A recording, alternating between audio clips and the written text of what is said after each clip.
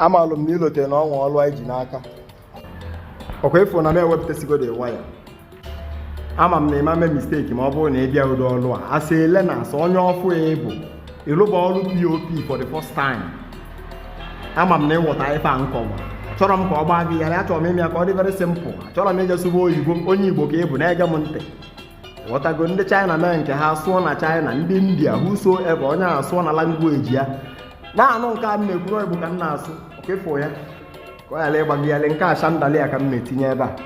Ghọtago? But at the end of the day, I will still show you ka ịfụkwa ka o si wee dị. Lote na mgba gị na after ka ị mepụcha oyela, ijezi achọ ihe a na-akpọ iron saw. Ọ ife a bụ iron saw. Saa ka eji akọtụ key. So anụnwa. Ịchọ ịkọtụ iron, ọ bụla nke eji ebu osisi. Ọ bụrụ na ị weta ya, ị welụzie ya wee mezie ọkụ gị. Wee nwee ike wee banye n'ebe a. After ka ị mechaa nke a ị construct, jee kilie vidio ọfụma ọ bụrụ na ikilọ the video. O nwere nke m construct m gosi gị ihe eji wee buru ụzọ mee mark. Ọ bụrụ na ị nwere drilling machine, ihe eji wee drill lụọ ya. Otu a ka ị esi mee ya, ọ dị elu gị izi. Ị were iron saw, ị were nwayọọ mee ya onye gị ife ịchọ. Ekenekwa gị. Mr. Ochi abụ ụtọ.